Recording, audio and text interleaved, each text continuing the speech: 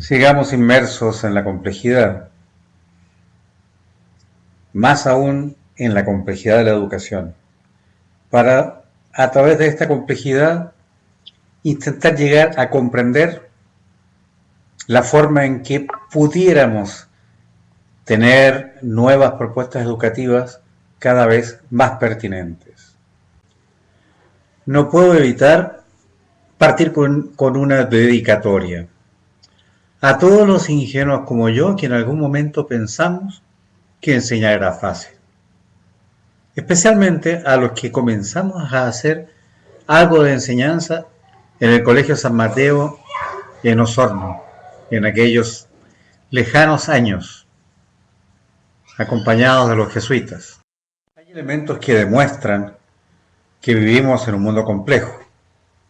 De hecho, lo que hemos hablado en presentaciones anteriores, vivimos en un hipermundo. En una sociedad red, según Castells, en una sociedad líquida, según Bauman, en una sociedad en que el lenguaje es manipulado, según lo dice Sennett, en que la información toma vida propia, como lo dice Silly Brown, y en que el poder está sometido a alternativas y a movimientos dedicados a él, como plantea Chomsky. Interesante. Además, individualmente, somos seres complejos, porque ni siquiera sabemos dónde tenemos la conciencia. Sabemos que tenemos inteligencias múltiples, que tenemos varias memorias, que nuestro cerebro ha ido evolucionando desde el cerebro reptil al cerebro mamífero y al cerebro homínido, que nuestra característica no es la individualidad, sino la dividualidad, como lo plantea Harari. Esto es entonces una interrelación o una serie de interrelaciones entre un contexto complejo, entre un mundo complejo, entre una sociedad compleja e individuos complejos. Qué lío, ¿no? El gran evangelista de la complejidad es Edgar Morin, en especial ahora último desde su multiversidad, apoyada desde la Universidad Nacional Autónoma de México. De hecho, él apoya a los bastardos de Voltaire, nombrados por Ralston Saul, los apoya y los considera lúcidos. Se sale más allá del concepto cartesiano, más uniforme. Como conversamos en la presentación anterior, los 7 saberes son un elemento interesante a conversar. Hemos pasado de conversar del fin de la historia, como se planteó hace unos 30 años, de un mundo lleno de certezas en que parecía que todo era replicable, a un espacio vital en el que triunfa la incertidumbre.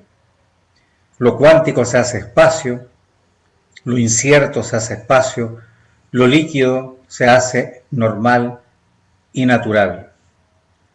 La conciencia de lo simultáneo, que incluso hay planteamientos muy osados bajo la idea de los multiversos, prevalece frente a la conciencia del tiempo progresa. Digamos, lo que se habló durante muchos años de que la carrera de la humanidad era una carrera en constante ascenso, ha demostrado no ser real. Podemos pasar de la civilización a la barbarie y viceversa en poco tiempo, y de la civilización a la barbarie en menos tiempo que el proceso inverso. El ritmo histórico es confuso, es ondulado, es variable. Y actualmente estamos buscando mayor variabilidad todavía. Miren los youtubers. Es un fenómeno instantáneo. Lo interesante para ellos es la fama del minuto, con lo intrascendente, con lo que tiene poco sentido y poco significado. No importa. Lo interesante para ellos es tener miles, millones de personas que en algún momento los miren. Es interesante cómo esto además va estructurando nuestra manera de percibir el mundo. Esta presentación es larga y compleja. Vaya mirándola con calma, apretando la pausa cuando corresponda. Y si no, se puede ir al showcase y mirarlo más lentamente. Ay, estamos en un remolino, en una serie de remolinos que nos absorben. Queremos educar y buscamos respuestas, buscamos caminos, pero es muy difícil en este contexto tan complejo. Gödel nos demuestra que siempre tenemos un punto ciego. Y Prigogine dice, bueno, siempre queremos comprender la totalidad, pero no es posible. Tenemos que contentarnos con comprender suma de totalidades que cada una de ellas tiene un punto ciego. Tenemos que asumir ello, asumir nuestra incompletitud, la incompletitud de nuestra visión, de nuestro pensamiento, de nuestro análisis. Cada parte de un holograma se encuentra el todo. Desgraciadamente, en la educación no nos ocurre ello.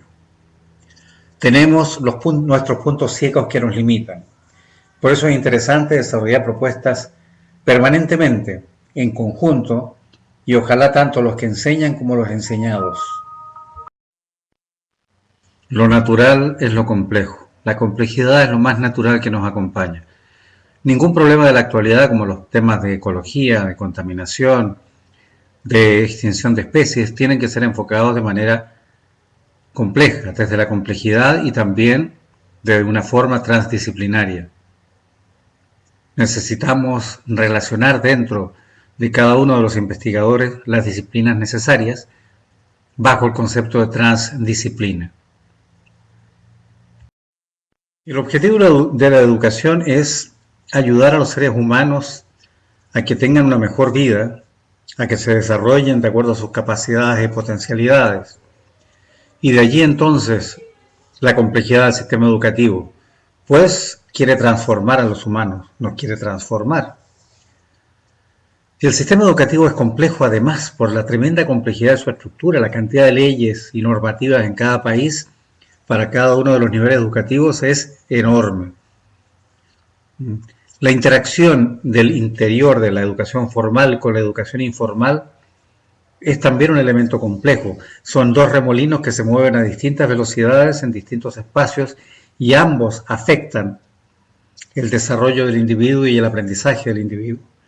Fíjense, por ejemplo, la facilidad con que muchos individuos adquieren el conocimiento oculto de las maras, estos grupos de delincuentes jóvenes en Centroamérica y Estados Unidos, que muchas veces es más complejo que cualquier enseñanza de la escuela. Pero la motivación les lleva a aprenderlo, mientras que la escuela no tiene la motivación suficiente como para hacerlo. Los efectos, además de la educación, se ven a muy largo plazo. Los veremos en 20, en 30 años más. Es difícil que nosotros mismos podamos comprobar si lo que hicimos fue o no fue adecuado. Hay una ambivalencia además, porque el sistema educativo es cerrado y segmentado y se presenta abierto, pero cuando uno va a un colegio ya sabe más o menos a qué segmento está orientada su educación, a ser obrero, a ser empleado, a ser profesional, a ser dirigente. Hay una gran implicación positiva y no positiva entre el sistema educativo y el sistema económico. Queremos una educación de acuerdo a nuestros postulados económicos y de acuerdo a nuestras ideologías. Y esa relación la hace compleja. No tenemos estudios realmente precisos. La mayor parte de las investigaciones en educación se realizan de lo que ya pasó, pero el objetivo es solamente analizar y es difícil proyectar esas investigaciones hacia adelante y hacia mejoras educativas.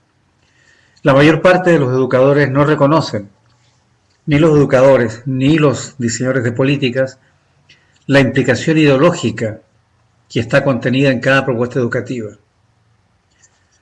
También es difícil saber hasta qué punto conseguimos los fines de un proceso educativo, cómo nos ha ido con lo que hemos hecho.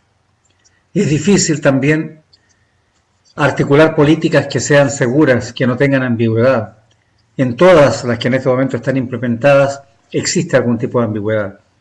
Es interesante ver cómo Finlandia, por ejemplo, discute cada uno de sus proyectos educativos y cómo a través de un informe, el informe Citra, participan todos en esa discusión, disminuyendo entonces también así sus puntos ciegos. El sistema educativo es conflictivo porque además es una relación entre generaciones y las generaciones disputan entre sí, son actores que se alimentan en su interacción, que muchas veces es una interacción violenta, ya sea ideológicamente violenta o físicamente violenta.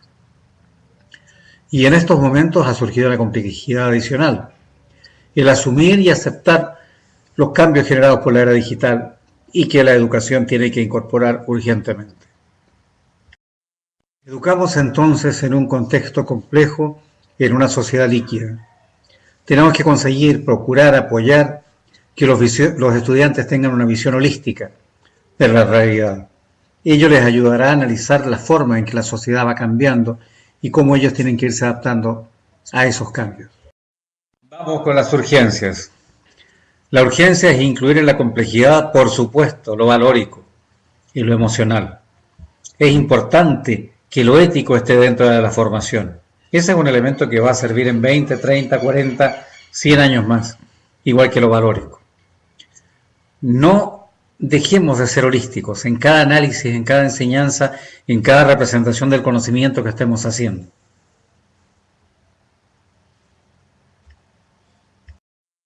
Generemos equilibrios, como plantean Sonnier y Miller en distintos momentos. Aprendizaje individual, aprendizaje cooperativo, aprendizaje colaborativo, aprendizaje activo. Atención, el énfasis no está solo en el aprendizaje de contenidos, está en el aprendizaje ético, como dijimos antes, valórico. La visión holística es la visión que permite equilibrar los distintos tipos de formación, no privilegiar ningún aspecto. La complejidad también es inclusión, ampliación, integración, potenciar la diversidad cultural y buscar muchas gamas de estrategias de enseñanza-aprendizaje y escoger las que sean más pertinentes a la realidad en la que estamos trabajando. Contexto. El contexto es importantísimo. No somos sujetos separados de una realidad. Estamos conectados a la comunidad a la que pertenecemos. Y el aprendizaje holístico es entonces pertinente y es integrador. Está integrado con el ambiente de cada uno y con la tradición que llevamos detrás, profesores y estudiantes. Los temas y las materias están relacionados. La geografía está imbricada con la historia, con las ciencias sociales, con la biología, con la matemática, con la física, con la química. Absolutamente todo está imbricado y tenemos que demostrar estas imbricaciones, no mantener la separación entre disciplinas. Un docente siempre puede integrar. Inténtelo. Es interesante e importante salir del concepto de escuela tradicional y pasar al concepto de comunidad de aprendizaje y de investigación o indagación. Ese paso es un paso realmente importante. Cambia la perspectiva. Bien, nos sentimos como un todo, ¿no es cierto? Incluso este tipo de peinado tan popular en los futbolistas, ¿por qué no puede ser usado también por los investigadores y por los docentes? Bueno, un proyecto educativo tiene que ser completo, tiene que tener, por supuesto, insisto en el tiene, todas las dimensiones del ser para ayudarlo a crecer, a expresarse y a analizar críticamente lo que recibe. Antes, nuestros antepasados cavernícolas, cualquier ruido o imagen que veían era significativa. Podía ser un diente de sable, podía ser un gorila gigante, podía ser, no sé, un león, un tigre que los asaltara. Entonces tenían que estar atentos a todo y todo era significativo. Podía ser una valla comestible que estaba cerca que no podían dejar pasar para mantenerse bien alimentados. En cambio ahora, de la información que recibimos nosotros y la que reciben nuestros estudiantes, hay muchos excesos de información y eso nos obliga a ser cada vez más críticos para poder discriminar cuáles son válidas. La neurociencia nos ayudará, ya lo veremos más adelante en el curso de neurociencias. O pueden mirar algunos de los videos que ya existen en YouTube acerca de neurociencia. La diferencia que hago en mis videos de neurociencia con los demás es que no creo en la neurociencia como un elemento para separar personas, ni para crear jefes, ¿ya? Sino que una herramienta integradora y para conocer mejor al ser humano, cada vez mejor. Desde hace un par de años en Internet vemos ejemplos de las formas distintas en que percibimos. Lo hemos visto fundamentalmente por los temas de color, los diferentes colores, algunos vemos dorado, otros vemos blanco, etc. Hay que recordar también que las culturas ven los colores de manera diferente. Los esquimales ven centenares de blancos diferentes. La gente que vive cerca de los bosques ve centenares de verdes diferentes. Nuestros arrieros, gauchos y campesinos del sur, de Sudamérica, distinguen 40 o 50 colores de caballos, cuando uno distingue a veces entre blanco, negro y marrón. Es importante que la escuela respete estas diferentes y complejas, tremendamente complejas, formas de ver la realidad. La realidad la analizamos y la miramos de una manera compleja. Y es necesario que esto lo incorporemos a nuestras clases, a nuestras evaluaciones, a la forma de comunicarnos con nuestros estudiantes. La neurociencia y sus recientes hallazgos apoyan estos resultados. La neurociencia indica que fortalecemos o debilitamos conexiones cerebrales según nuestros intereses, pero nuestra forma de cerebro, nuestra cantidad de dendritas, de axones, de neuronas, no cambia por ello. Y las conexiones que se fortalecen pueden ser debilitadas y las que se debilitan pueden ser fortalecidas en otro momento. Incluso pueden ser reemplazadas. Recomiendo aquí a los autores Castillejo y Coulomb que en 1987 ya hablaban de un pensamiento sistémico.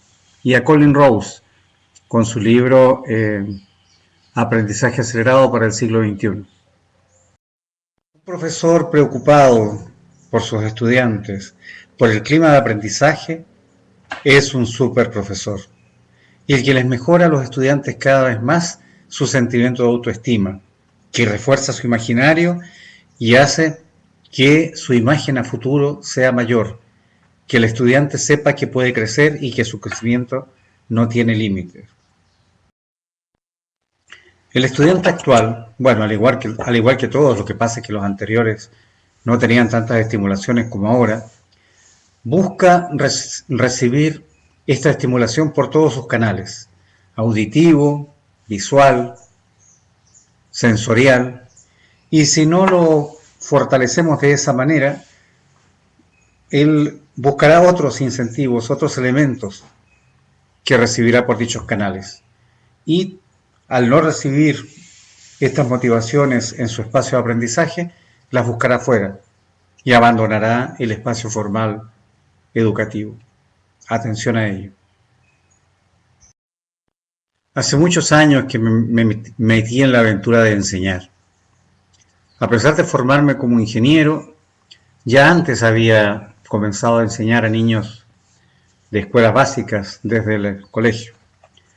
Y sentí la necesidad de seguir enseñando posteriormente. No he aprendido mucho, pero sí algunos elementos que considero fundamentales de transmitir. Primero, que el estudiante tiene que tener un imaginario abierto, sentirse capaz de todo, abrirse al mundo, abrirse a posibilidades, abrirse a los otros.